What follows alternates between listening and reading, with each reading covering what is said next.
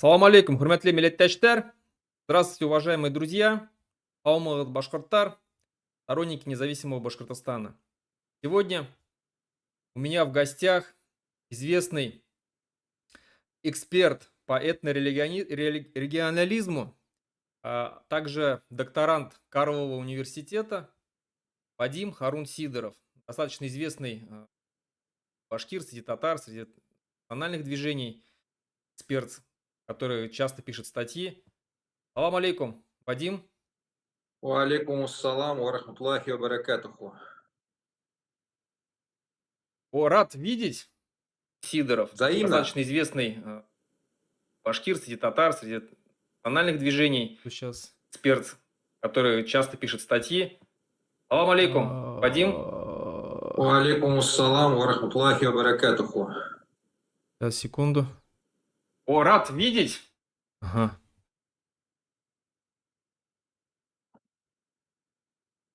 Так, небольшая была заминка. Все, Вадим, мы не первый раз встречаемся, и вообще всегда эфиры для меня проходят с вами очень так интересно, живо. Последний раз встречались очень давно, и хотелось бы обсудить уже сегодняшнее положение вещей, потому что война продолжает идти, национальное движение продолжает, возможно, свое развитие в этих условиях. И начну, наверное, с общего вопроса. Как, на ваш взгляд, да, в каком состоянии сегодня Россия? Она ближе к России 1917 года, вот учитывая, что была Первая мировая война, там вот состояние той России предреволюционное, или все же ближе к Северной Корее 2? Руслан, большое спасибо за приглашение. Для меня большая честь выступить в вашем канале перед вашей аудиторией.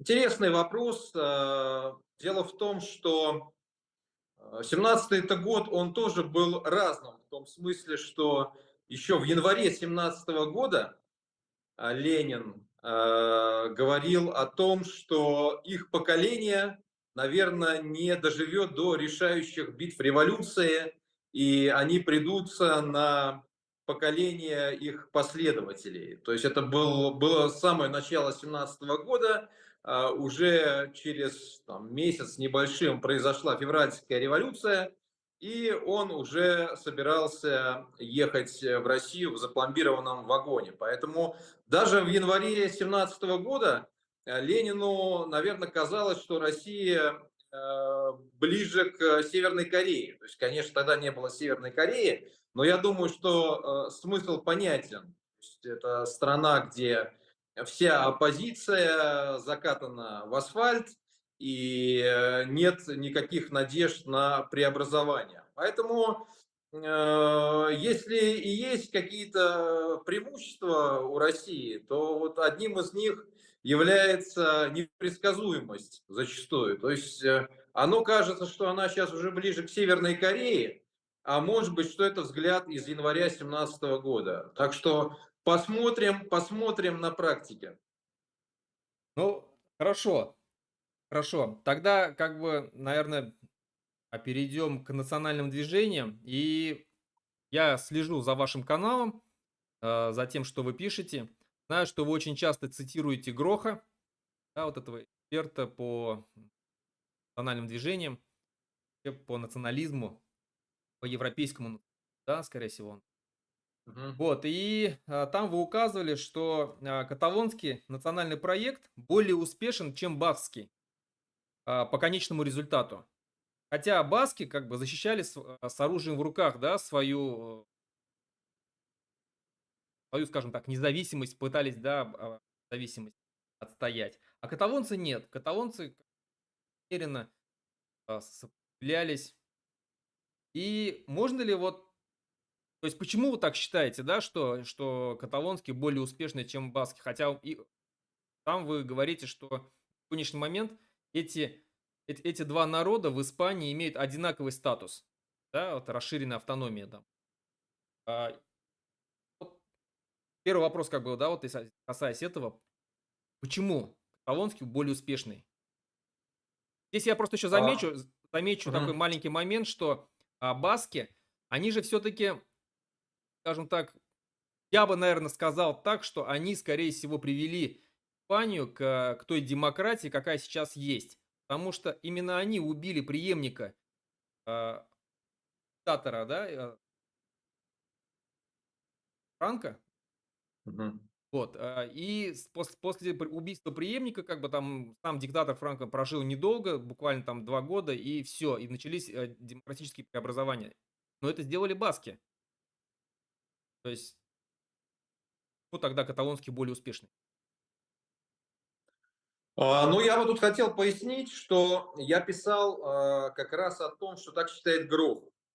Так считает Грох, и столкнувшись с этим, Грох, вообще тут надо пояснить, что он создатель не только теории трех стадий национального движения, то есть которое проходит национальное движение не в смысле организационном или и политическом, да, а в смысле движения народа к качеству нации, модерной нации, то есть политически субъектной, да. И вот вкратце, наверное, для тех, кто не знает, надо пояснить, что эти три фазы. Первая, она включает, действительно, вы правильно пояснили, что он на европейском материале это анализирует, она включает в себя работу интеллектуалов, и собирательство вообще фактов, свидетельствующих о какой-то особой идентичности этого, ну, можно еще сказать, этнографического материала на тот момент, да, что пробуждает интерес к этому вот у людей, ощущающих эту идентичность.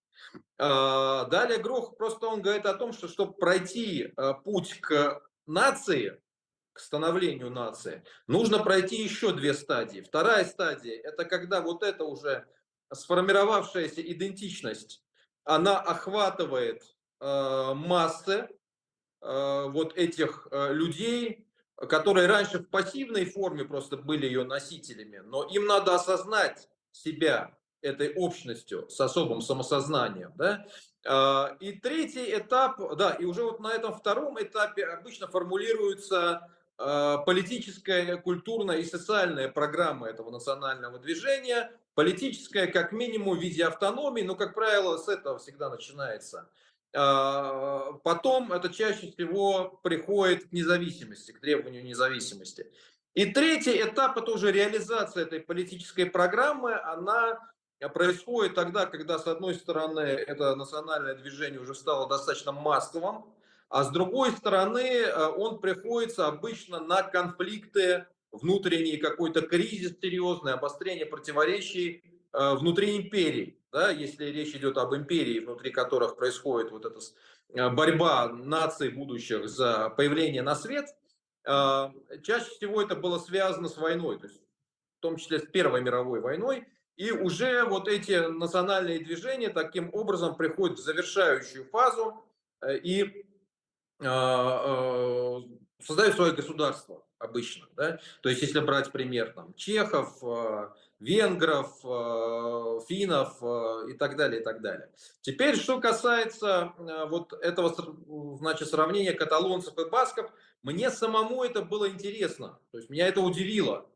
Меня это удивило, потому что действительно вот моя юность прошла под аккомпанемент еще деятельности организации это баскской, да, и такие красочные в этих беретах и масках с очками баскские сепаратисты, террористы, которые воевали за независимость. При всем при том, что про Каталонию я ничего не слышал как бы, на тот момент. То есть баски, они действительно гремели, действительно были эталоном. И сегодня, если смотреть на два вот этих автономных сообщества, как они называются в Испании, у них формально один статус, при этом в стране басков правят партия националистов официально там, да, ну как бы не то чтобы официально, то есть она является доминирующей, понятно, что система там многопартийная, а в Испании, то есть точнее в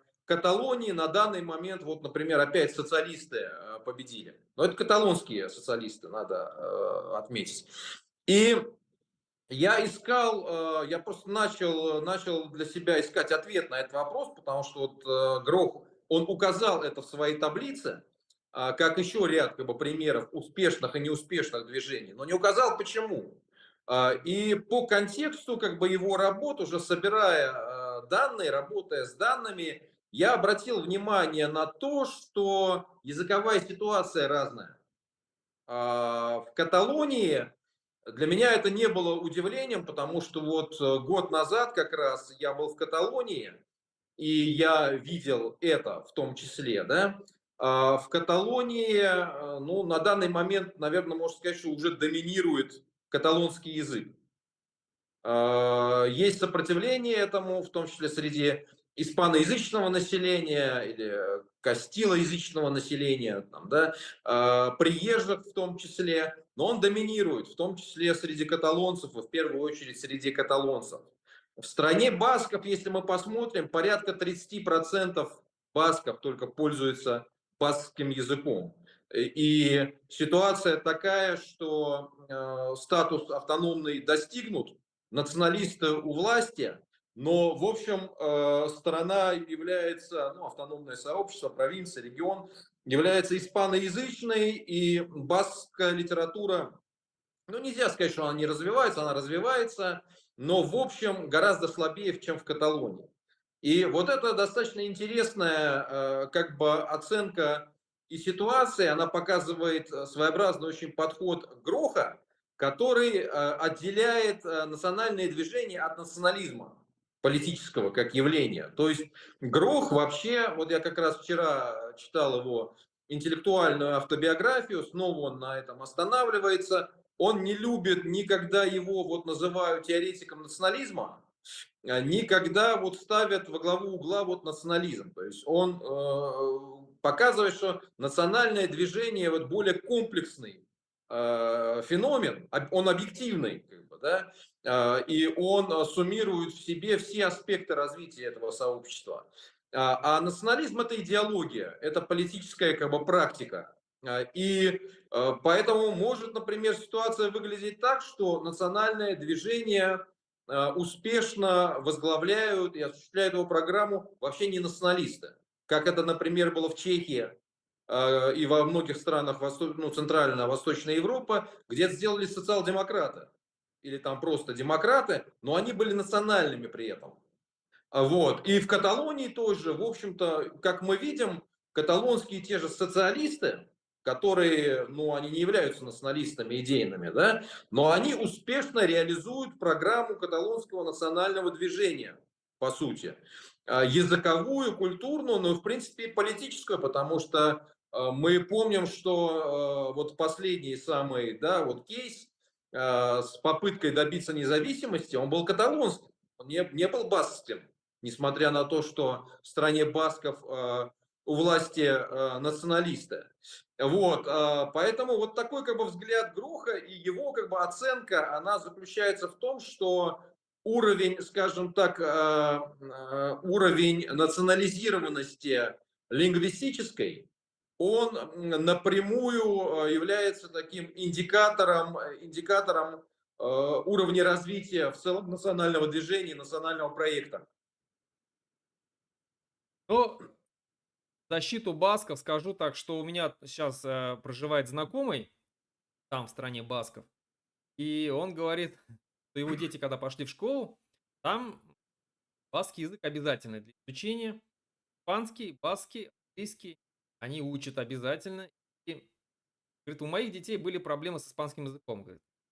По окончании учебного года давать экзамен как бы, были не очень хорошо подготовлены, что ли. И вот мы, говорит, пришли в школу разговаривать, и нам, говорит, сказали, нам директор сказал, испанский вам нужен, баскский, говорит, главное учить. То есть, как бы там вся интеллигенция настроена так. То есть, как бы, что испанский, как говорится, в жопу, вот, а главный баскский. И, то есть, там говорит, уровень национализма очень высокий, гражданского национализма. Там везде висят плакаты, пишут на стенах независимость требуют, требуют освобождения своих героев, для которых они герои, а для испанцев это террористы в тюрьмах. То есть, как бы, они до сих пор требуют независимости. И вот даже получив эту расширенную автономию, а насколько я знаю, и Каталония, и страна Басков там самые успешные регионы в Испании. И уровень жизни там высокий. Даже получив это, они все равно этим недовольны и хотят независимости. Так вот, а, продолжая тогда эту тему, если сравнивать, вот сравнивали мы басков и каталонцев, как-то можно ли это сравнить с татарами и башкирами? Татарское национальное движение и башкирское национальное движение, учитывая, что я как бы поясню, что здесь я имею в виду. Учитывая, что башкиры на протяжении многих веков поднимали восстания, боролись как бы, да, с империей, с имперским режимом, а, и успешно, и неуспешно, и клали своих людей, и, соответственно, после этого получали большие репрессии. А татарское национальное движение, оно в любом случае всегда существовало, как бы это оно ни было, да, то есть, но они, можно сказать, старались переждать все это время. И когда, допустим, наступил 91 год, они рванули так, что как бы побольше, чем башкиры. Вот можно ли сравнить здесь тогда, вот, что одни все время воевали, как баски, а другие переждали, но их национальный проект более успешный. Можно ли назвать тогда? Но это интересный вопрос. Если вот так в исторической перспективе посмотреть, аналогию между татарским национальным движением, проектом и баскским, наверное, можно увидеть в том, что и тот сильно вкладывались в культурную борьбу и в культурную деятельность. И Нет, это я же действительно. здесь басков сравниваю с башкирами больше, а Да, я каталонцев с понимаю. татарами. Да, я говорю, что, прошу прощения, я не знаю, ошибся ли я или нет, я имел в виду, что каталонцы вкладывались в культурную борьбу, как и татары, в культурную борьбу. То есть именно в культурную деятельность, в производство культуры.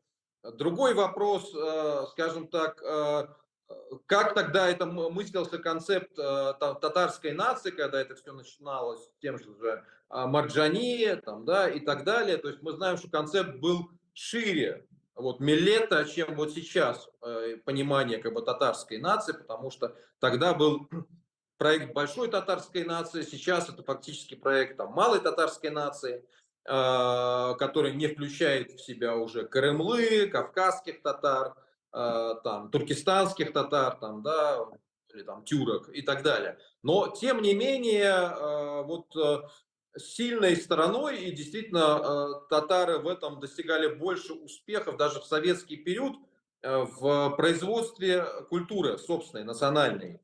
В этом аналогию можно увидеть ситуация каталонской. Что касается, скажем так, Вадим, Вадим, извини, если можно, звук погромче сделай, пожалуйста, потому что люди пишут, что со звуком у нас проблемы. Очень так, а как сейчас? кто плохой. Так, ну не знаю, я поставил на максимум. Ну ладно, продолжим как есть. То есть, Давайте, вот так, сейчас я вот подозреваю, что может быть вот так. Э, и тогда баски и башкиры получается, да? Ну, я бы Ну, дело в том, что это несколько упрощенный подход в каком смысле? То есть, во-первых, баскский проект не всегда был боевым, не всегда он был милитаризированным. Он тоже, если мы посмотрим ситуацию с конца 19 века, 20 век, значительная часть его, она тоже связана была с политической, с культурной борьбой, в то время как, прошу прощения, каталонцы также в свое время как бы гремели на поприще вооруженной борьбы, в том числе во время гражданской войны в Испании. Они воевали на стороне противников Франка, на стороне республиканцев. Но еще один момент, на который я в этой связи хотел указать, то есть мы же начали со сравнения языковых как бы, ситуаций. То есть вот у башкир до последнего момента, у тех башкир особенно, которые восставали, у них не было проблемы со своей как бы, с наличием своей обособленной там культурной составляющей, я имею в виду обособленной вот от империи. То есть был ли это там башкирский язык, старобашкирский, старо-татарский, там тюрки и так далее, это уже там отдельные вопросы, точно так же, как и с характером идентичности как бы вот татарского проекта там 19 века, но в любом случае они не были обрусевшими, они не были русскоязычными. То есть у них не было проблемы как раз сохранения культурной идентичности, ассимиляции на тот момент. Да? То есть они, будучи таким четко консолидированным, сконцентрированным этническим, этносоциальным сообществом, они боролись за социальную программу свою и политическую программу. Даже на первом месте это была социальная программа, но она как бы тащила за собой политическую, то есть защита вотчинных земель, там, да, противодействие колонизации и так далее. Поэтому я думаю, что параллели увидеть можно, но, наверное, я бы не увлекался вот так, чтобы абсолютизировать их. Мгм. Ну тогда, если как бы продолжить про татар и башкир, все-таки я сам башкир, да, и сам башкирский националист, татары мне очень близки, наши соседи, братья. То есть, как бы вы оценили, как эксперт, да, вот, который часто пишет статьи по тому, что происходит в Татарстане сегодня, в Башкортостане, как бы вы оценили сегодня национальное движение, татарское национальное движение и башкирское?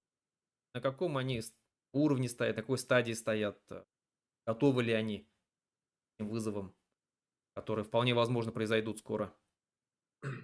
Вот тут как раз интересен гроховский подход, да, в каком смысле, и он, наверное, такой очень полезный сейчас для тех, кто себя относит к соответствующим национальным движениям в плане, скажем так, ну, побуждения к критическому определенному, к самокритике.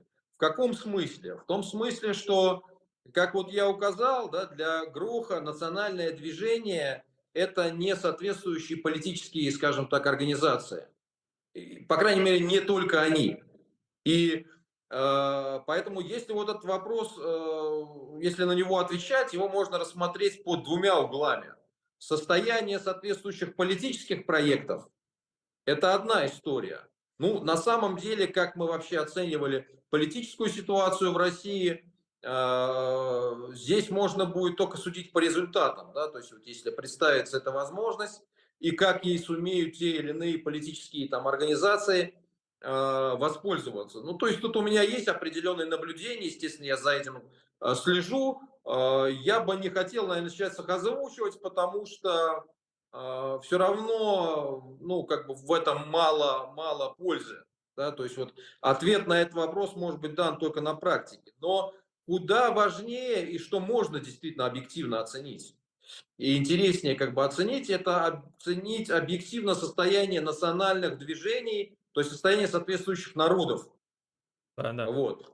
Да, и мы видим, что оно не оптимистическое вот сейчас, как бы, да, в данный как бы, момент, что понятно, надо сделать скидку на то, что я уже там давно не в поле, что называется, то есть я не могу там изнутри смотреть на то, что происходит в Башкортостане, в Татарстане, там вы чуть поменьше, как бы, да, но у нас есть определенные, скажем так, референты, мы наблюдаем там за какой-то ситуацией, и тут просто себе можно задать вопрос, да, а вот если, например, ну, сравнивать ситуацию в Татарстане, в Башкортостане сегодня и в странах Балтии, или там, как тогда называли, прибалтийских республиках Советского Союза, например, в 80-е годы, накануне, да, вот начала там перестройки. Как мы оценим вот, уровень, скажем так, национальной осознанности, сгруппированности, консолидированности и отторжения, да, вот этой имперской гегемонии во всех ее формах, в политической, в культурной и так далее, и так далее. И Я боюсь, что она будет не в пользу Татарстана и Башкортостана, и вообще, по-моему, вот всех, наверное, сейчас российских республик в большей или меньшей степени. Потому что из того, что я знаю, я, конечно, тоже только понаслышке могу об этом судить, но ситуация вот под конец Советского Союза, что в Балтийских республиках, что в Грузии, что там, допустим, в Армении, что на западе Украины, в таких национально наэлектризованных, скажем, как бы так, частях, она была такова, что независимость, она была внутренней потребностью. Она уже в каком-то смысле свершилась вот в сфере культурной, языковой, что тоже как бы важно. То есть, скажем, когда в Грузии были в 60-е, 70-е годы протесты, да, на почве языка, что у них пытались убрать грузинский язык в качестве государственного, заменить на русский. Они же не могли тогда поставить вопрос о восстановлении независимой Грузии. Но они вот сконцентрировали полностью свою национальную борьбу в языковой и культурной сфере. И, кстати, это дало очень сильный всплеск грузинской культуры. Даже вот в советский период люди помнят, да, что вот грузинская культура была фактором общесоюзного значения. Да, то есть грузинские режиссеры, грузинские художники там, да, и так далее, и так далее. В странах Балтии то же самое. То есть они отторгали, допустим, даже вот навязывание русского языка как доминирующего. Да? То есть, и когда приезжали, даже это притча во языцах у туристов, которые приезжали туда из России, что не хотели говорить по-русски там с ними, да, значит, ну как-то недружественно себя вели, давали понять, что они оккупанты, а ведь это было в советский период. То есть вот тогда мы можем поставить вопрос таким образом, а что в Татарстане и в Башкортостане как бы сейчас? Насколько вот это внутреннее, скажем так, моральное сопротивление колонизации, да, вот этой, значит, этому безостенчивому сейчас как бы рашизму, оно имеет место или наоборот происходит вот такая ассимиляция на всех уровнях и вливание вот в этот как бы русский мир. Вот как бы о чем идет речь. Но если я бы хотел бы тогда немножко такой противопоставить такой факт, что если учитывать те же самые Балтийские республики конца 80-х годов, то там еще люди жили были живы те люди, которые помнили независимость стран. То есть, соответственно, осознание, что они когда-то были, еще недавно были независимыми, то есть это дает очень сильно такой этот дух, да, сопротивлению. И то же самое в Украине. А вот если брать страны Центральной Азии, то там же вот прям, даже если брать 80-е годы, особо не было какого-то такого вот национального а, движение, которое боролось бы за независимость.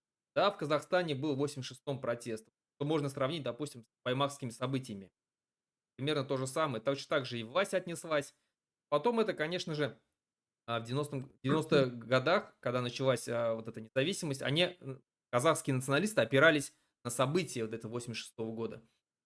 А, То есть можно как бы вот так, наверное, понять. Все-таки мы не были независимыми, мы не помнили этого, но мы бы хотя бы боролись. И все равно те события, которые сегодня у нас происходят в республике, ну, те же самые баймакские события, те же самые там Дом крестов каких-то там, да, вот что-то такие вот события, там, когда там памятник монументу дружбы русских и там башкир заливают красной краской.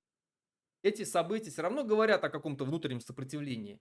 Или это не считается? Нет, это безусловно считается.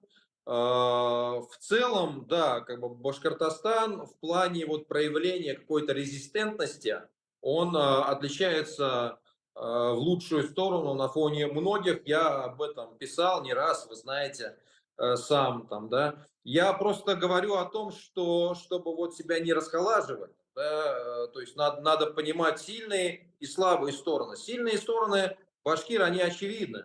То есть башкиры действительно народ такой легкий на подъем в плане, ну так неформально говоря, боевых движух там всяких, да, и протестных.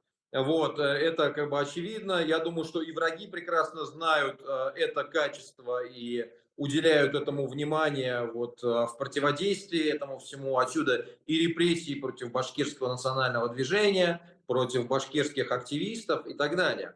Но я говорю в целом как бы об оценке ситуации, потому что вы же сами вот на своем канале ведете полемику с теми людьми, которые, казалось бы, они и на Куштау участвовали, и в баймакских событиях они участвовали, да, то есть с пассионарностью у них все нормально, а вот с порядком в голове не всегда. Я имею в виду не у всех там, да, вот, Это и точно. вот, да, вот поэтому, как бы, если брать ситуацию, скажем, балтов, там, грузин, да, они, может быть, тогда не были готовы там подниматься, понимали, что там не время там еще, да, вот, но вот это уже очень хорошая чеченская поговорка, которую сейчас я с удовольствием наблюдаю, что она и в башкирской среде часто стала использоваться, что мужчина не тот, кто может воевать, а тот, кто знает, кто его враг. Понятно, она не отменяет того, что мужчина должен быть готов воевать, да, в нужный момент. Но если в голове нет понимания, кто твой враг, то как бы смысла очень часто в этой войне не бывает. То есть ты можешь воевать за чужие какие-то интересы, да, то есть ты можешь стать инструментом реализации там каких-то внешних там повесток. И вот с этой точки зрения, ну, как бы так, да, надо оценить. Бесспорно, что сильным подспорьем вот для этих народов и балтийских, и грузин, да, была память о своей независимой государственности. Но, с другой стороны, надо понимать, что она же тоже была добыта. И вот у тех же литовцев, у эстонцев, она была добыта как раз в результате деятельности вот тех самых национальных движений, о которых пишет Грох. То есть литовцы начинали вообще ну, с нулевой как бы, позиции. И вот как раз они абсолютно в первичный момент сконсолидировали свои усилия на культуре. Тоже вот Чеслав Милош, он вообще сформулировал, что литовский проект, литовцы это лингвистический проект.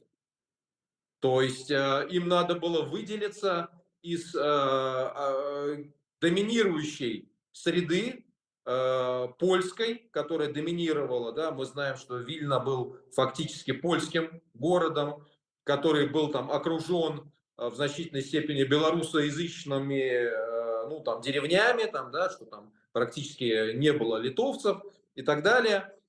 И значительная часть литовцев была вот, ну, высшая прослойка интеллигенция, она в языковом отношении была денационализирована. То есть литовцы пример очень успешного такого культурного проекта, которые сумели эту проблему решить. Там, да, то есть ему этому способствовало то, что у них был так называемый Пьемонт, то есть территория свободная, которая находилась за пределами Российской империи, в виде Малой Литвы, как бы так называемой, там, да, где они развернули книгопечатание, потом привозили как бы книги в Литву основную, но да, как бы вот это предшествовало эти десятилетия консолидации литовской нации, литовского национального самосознания, они способствовали тому, что к началу 20 века они четко понимали, что им нужно. Даже вот находясь в Российской империи, в принципе, у них было четкое понимание, что им нужно свое литовское национальное государство.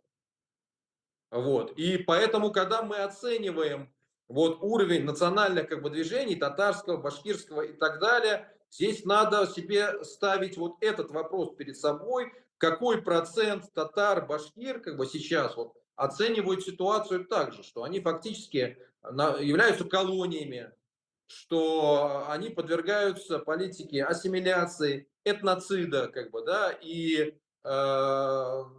насколько это все отторгается как бы, да, изнутри. Вот это очень важный вопрос. Ну, и тогда вот как бы продолжая этот вопрос, хочется от вас услышать, как вы считаете, вот национальным движением нужно опираться вот на ту же самую культурную составляющую и пытаясь мирно, как те же самые каталонцы, пытаться, да, вот как бы добиться своих прав, ну, в том числе и независимости, да, если мы говорим как бы о наивысшей точке национального движения. Или все-таки нам нужно с оружием в руках, и сегодня это без оружия невозможно добиться того, чего мы хотим. Ну, смотрите, я вот как раз вчера, ну, я тут просто поясню, и что я так много об этом говорю, потому что я сейчас с этим работаю, да, я пишу там докторскую диссертацию, и я вчера как раз анализировал одну из статей Гроха, и как бы фиксировал для себя, в чем я с ним не соглашаюсь. Потому что в чем соглашаюсь, я как бы озвучил. Да? Не соглашаюсь в том, что, наверное, вот этот как бы его взгляд, где вот он в частности в одной из статей противопоставлял старые национальные движения вот конца 19-го, начала 20-х веков, и тот национализм, который возник вот в период распада Югославии и так далее, которому он озвучил ряд критических, скажем так, своих претензий. Там, да? И вот у Гроха немножечко такой подход, он, мне кажется, стерильным и субъективным в том плане, что вот он бесспорно, я согласен с тем, что вот культурная борьба играет очень важную роль. И культурная зрелость нации, вот уровень ее, скажем так, культурного отчуждения от гегемона, то есть, ну, как бы страны, которая доминирует как бы над ней, это показатель национального самосознания. Очень важный. Это мы видим и по Балтам, и так далее, и так далее. Но, с другой стороны, вот такой немножечко стерильный подход, как будто бы это было достигнуто только с помощью вот, там, культурной там, борьбы или мирной борьбы, он, мне кажется, немножечко односторонним. Потому что, ну, во-первых, и у тех же чехов и среднеевропейских народов у них тоже были свои восстания в XIX веке, хоть и неуспешные. Во-вторых, тот же чешский национальный проект, да, он в очень значительной степени состоялся благодаря культурной борьбе, но, извините, на финишную прямую он вышел в начале 20 века, когда возникло у него не только политическое крыло во главе с Масариком, но и военное. То есть возник Чехословацкий легион из чешских и словацких добровольцев, которые перешли на сторону страны противника, вообще-то говоря. Да, то есть потому что Чехия, Словакия, они были частью Австро-Венгерской империи, подданными ее, которая воевала против России. И подавляющее большинство чехов и словаков, которые воевали в Первую мировую войну, они воевали за Австро-Венгрию. Как бы, да, то есть это четко как бы надо понимать, и многие с энтузиазмом. Вот. Но чешское национальное движение, оно проявило себя в том, что появилась группа как раз националистов, ну как их там не называй, можно патриотами их называть, как бы неважно там, да. То есть это люди, которые ставили перед собой целью политической независимости уже на тот момент и сумели воспользоваться началом Первой мировой войны. Ну, тут такая была парадоксальная, ну, не то что парадоксальная, естественная на самом деле ситуация, что Чехия, Словакия, которые были в составе Австро-Венгерской империи, они создали свои подразделения в русской армии, потому что Россия воевала против Австро-Венгрии, да? А украинцы наоборот. Вот была создана эта организация подразделений сечевых стрельцов, это как раз часть галицких украинцев и добровольцев, да, которые смогли воспользоваться тем, что Австро-Венгрия воевала против России, в составе которой находилась основная часть Украины, и создать украинские подразделения внутри австро-венгерской армии. При том, что, опять же, большинство украинцев воевали в российской армии. Вот. И это является показателем того, что национальная борьба, во-первых, сама национальная борьба шла и в военной как бы, форме, а во-вторых, ну, извините меня, в конце концов, я думаю, что вот если сравнить, например, да, уровень зрелости, уровень развития вот объективно, но я имею в виду по параметрам национальным, да, чешской нации и украинской нации, или тем более белорусской там нации, да, который, ну там колоссальный разрыв уровня национального самосознания, развития своего языка, распространения и так далее, то в очень значительной степени это благодаря тому, что Чехословакия сумела отстоять свою независимость военным путем. И даже Литва, и Эстония, и Латвия сумели отстоять ее военным путем. Это, кстати, было чудо для них, потому что они там были зажаты со всех сторон, вот, и немцами, и русскими, и красными, как бы, и белыми, да, но вот сумели в этом бешеном темпе маневрирования отстоять свои, как бы, страны, да, и за счет этого действительно произошло то, о чем вы говорите, то есть они получили 20 лет хотя бы, да, развития в своем национальном государстве. Вот. Благодаря чему успели состояться как нации. А белорусы и украинцы нет. Поэтому, соответственно, и уровень национализированности, он принципиально разный. Так что, отвечая на ваш вопрос, я так хочу сказать, да, вот у там Цоя, которого любит один наш общий знакомый, регионалист, вот, значит, у него есть одна из песен со словами «Чего будет стоить 1000 слов, когда нужна будет крепость рук?» Да? На самом деле 1000 слов тоже много чего стоит в нужный момент, когда они вот формируют это культурное самосознание, культурную среду народа, но в решающий момент действительно все-таки, наверное, винтовка рождает власть.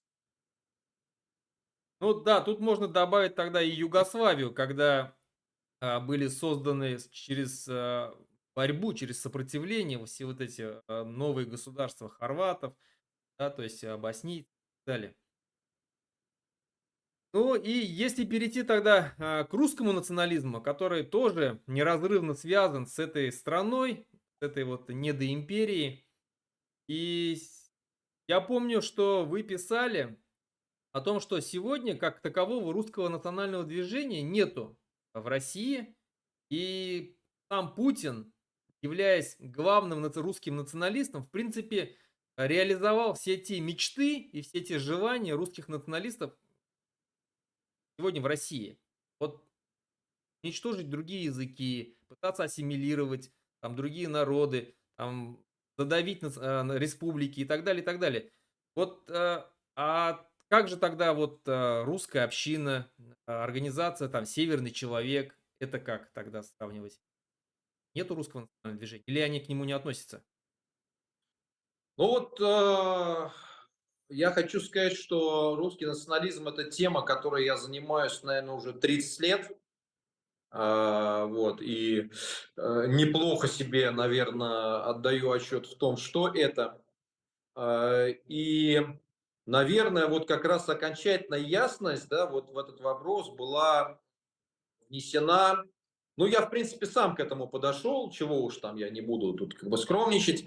У меня были предпосылки для этого понимания, и давно уже относительно. Но вот все стало, наверное, окончательно на свои места, когда я начал работать с Грохом. Потому что Грох, он четко разделяет нации двух типов, ну, в частности, в Европе.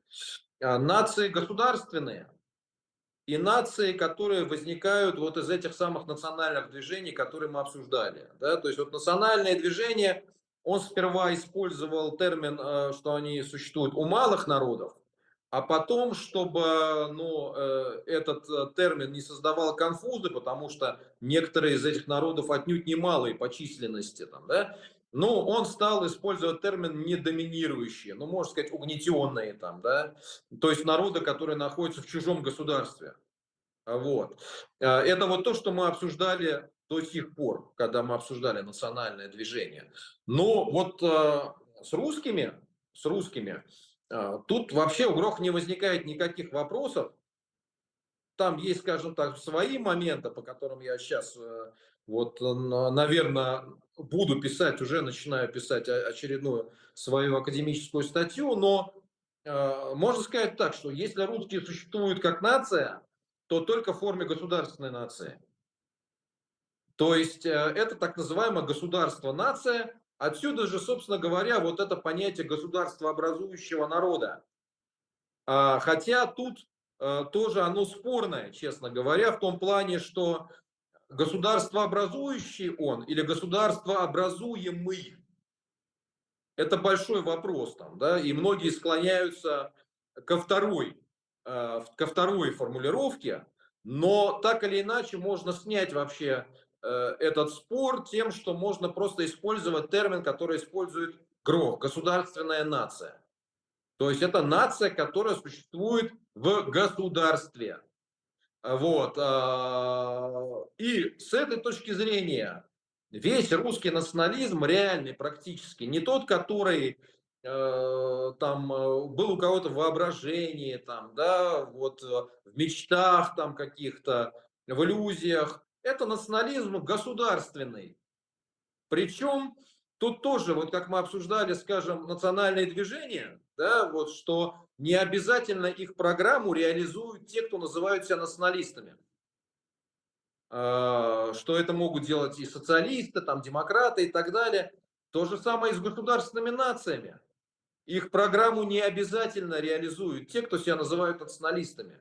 Они могут больше того называть себя интернационалистами, могут себя назвать коммунистами, либералами, демократами, но они реализуют программу государственного национализма и государственной нации, которая в условиях вот таких как бы империй действительно заключается в том, чтобы уничтожить все остальные национальные проекты на этом пространстве и добиться доминирования абсолютного своей государственной нации. Да? Опять же, это не значит, что оно должно заключаться в том, что представители вот, этничности определенной, там, по крови, там, да, должны вот стоять везде над представителями там, других этничностей.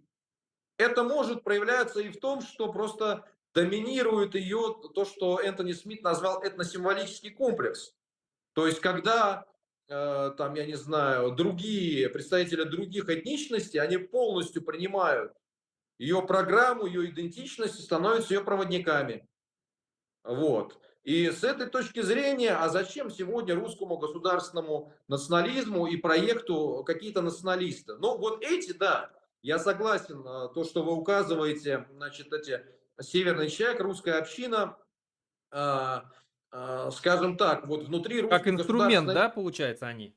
Я бы так сказал, что на самом деле вот это очень проблемный для них инструмент, там, да, потому что, с одной стороны, внутри русской государственной нации и государственного национализма действительно существует вот такая, как ее Энтони Смит называл, этническая группа, там, да, которую вот они пытаются как-то зафиксировать как государствообразующий народ, там, да. С другой стороны, она настолько вот существует в степке с другими, как бы там, да, вот этническими группами и боится их отпустить. То есть она же не хочет их от себя дистанцировать, там, да, вот, а она наоборот всячески пытается всех ассимилировать. Вот, и держать вот рядом как бы с собой. Но с другой стороны, определенные этнические импульсы внутри нее есть, как бы там, да, и они проявляют себя сегодня вот в деятельности таких организаций, как, например, русская община, а век спустя, то есть век перед этим, в деятельности таких организаций, как Черная сотня, Союз русского народа, там, да, Союз Михаила Архангела и так далее.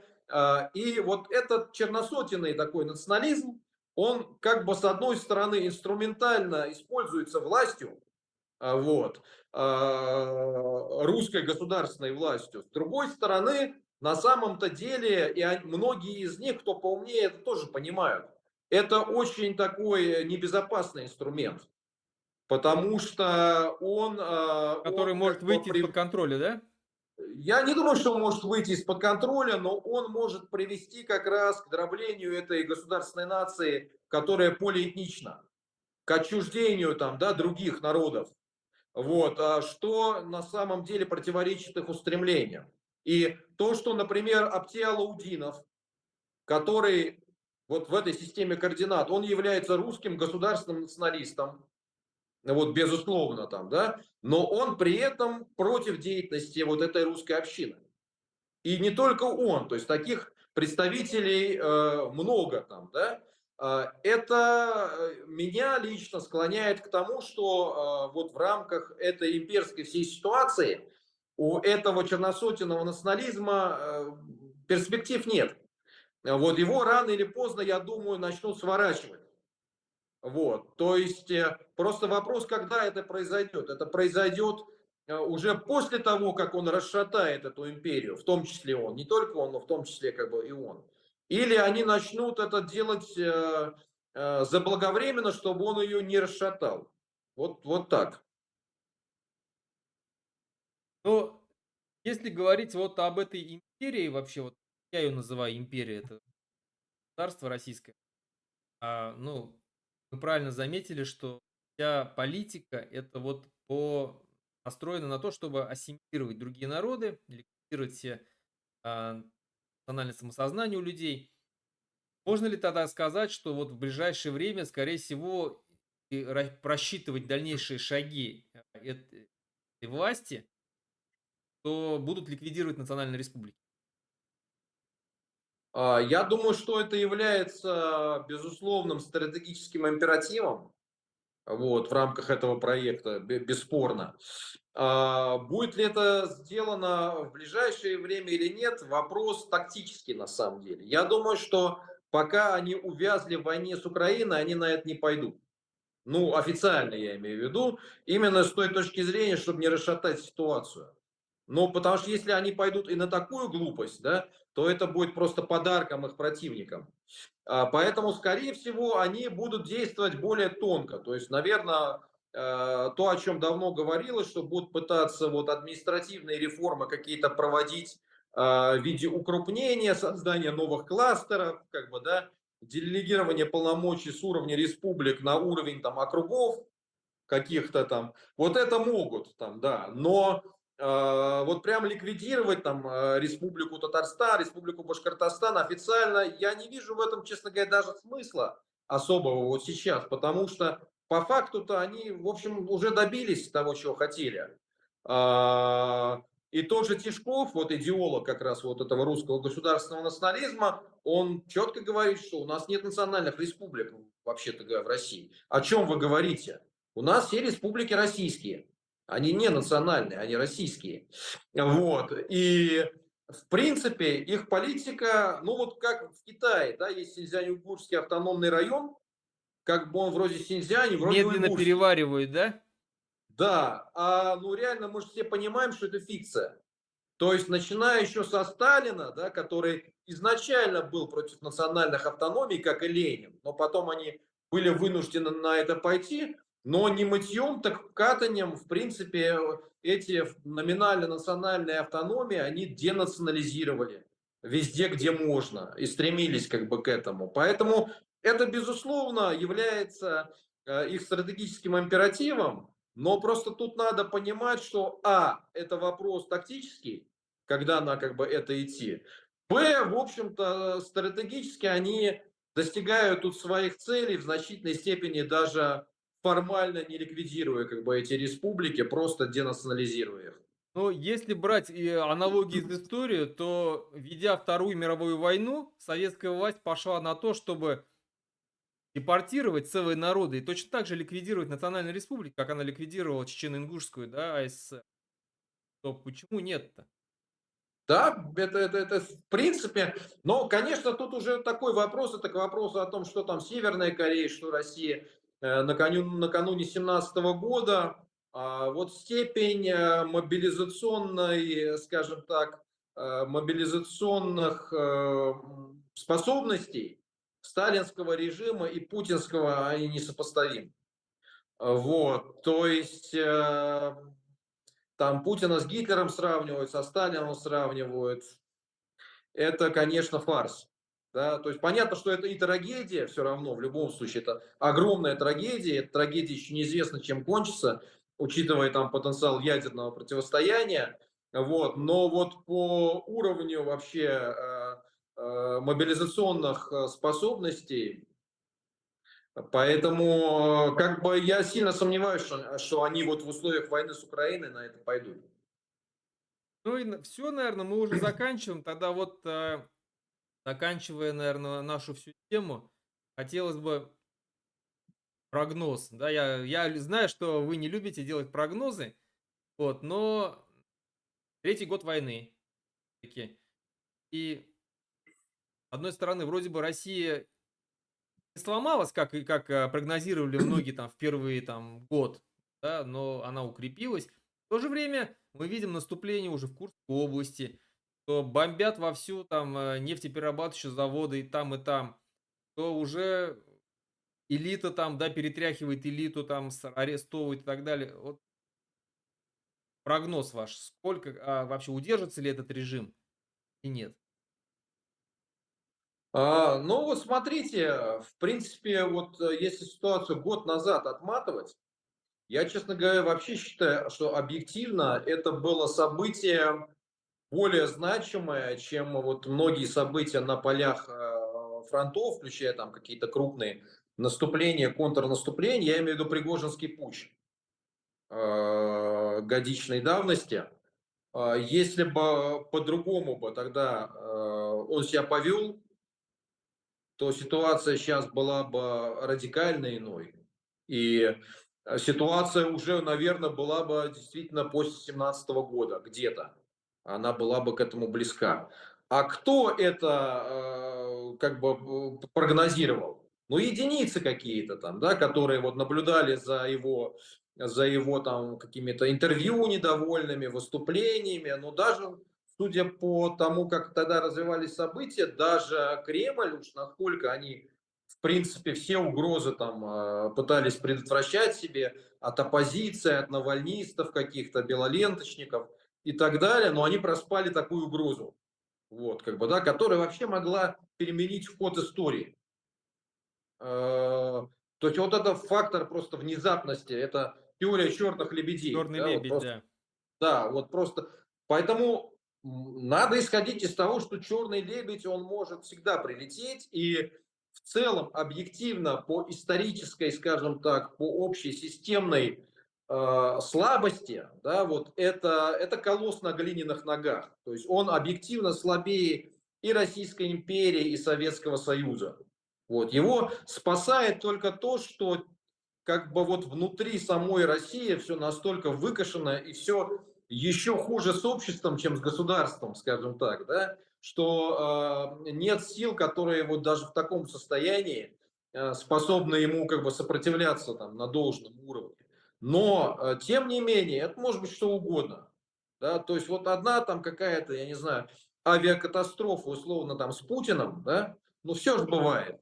Не только пригожинские самолеты, они разбиваться как бы могут там, да, она же просто изменит все за несколько месяцев как бы очень радикально. Это если говорить про возможные сценарии развития событий. Но, чтобы закончить, наверное, вот так как бы более-менее полезно, да, с точки зрения национальных движений, я бы вот так сказал, что стремясь вот быть готовыми к часу X, о чем много раз как бы говорили, да, и просчитывая как бы эти все сценарии, надо тем не менее закладываться на то, что возможен и вариант Б. Вот вариант длительного, да, вот такого длительного состояния, ну, оккупации, назовем как бы вещи своими именами, внутри которого идет борьба просто за душу как бы нации, за умы нации на другом уровне, да, и все-таки даже в условиях оккупации, вот скажем, проиграв там в 68 году там, да, у чехов, или попав под протекторат немецкий, моральное сопротивление, оно сохранялось, при том, что не надо идеализировать. Огромное количество народа, оно пошло в коллаборанты. Огромное. Там, да, может быть, даже большая часть в разных как бы, ситуациях. Но именно чтобы было какое-то ядро твердое как бы, у нации, это и есть национальное как бы, движение, которое не обязательно о себе кричит, что мы за независимость. А это просто люди, которые в своих семьях, в своей как бы среде, в своем информационном пространстве, в своем пространстве общения, они формируют вот пространство независимости, культурной, идеологической, как бы там, да. и так далее, да даже начиная со своей головы в первую очередь. Потому что тут тоже как бы это очень важно, вот опять же возвращаясь там к языковой как бы ситуации, да, потому что очень многие проблемы в головах у людей отдельных, но из которых складывается массовая картина. То есть я вот, например, на днях послушал интервью Деньги Халидова, известного дагестанского деятеля, его рассуждения там о независимости, Россия, Запад и так далее. Но это, конечно, какой-то позор. То есть это фейспалм, как сейчас вот модно как бы говорить. И я себя поймал на мысли, что это следствие того, что все вот эти люди, там, да, которые себя считают дагестанцами, более того, интеллектуалами, там, татарскими, там, какими-то еще башкирскими, они просто вот это следствие того, что они уже давно, их мозги окислены русским миром и его контентом, информационным в том числе. Потому что если бы, как, например, это делали балты, украинцы, как бы белорусы, грузины, они бы на своих языках формулировали бы свои идеи, свои мысли, свои смыслы, как бы, да, и просто они бы просто, ну, отключали бы, не слушали этих всех Соловьевых, там, Киселевых и так далее, ну, максимум как врагов там, да, просто анализировали бы их, но в целом это было бы что-то вот абсолютно отчужденное как бы для них, то эффект был бы другой. Поэтому я обращаюсь к нашим слушателям, нашим друзьям с тем посланием, что, безусловно, конечно, надо надеяться на лучшее там, да, и быть готовым к тому, что выпадет шанс ситуацию изменить быстро и радикально. Но в целом, даже если этого не произойдет, не опускайте руки, боритесь за свои народы на длинной дистанции. Да, и тогда рано или поздно этот шанс у вас появится. На этой позитивной ноте тогда закончим. Спасибо большое, Вадим. Рад был, что Спасибо. вы поучаствовали в этом стриме. До новых встреч. Спасибо, до новых встреч.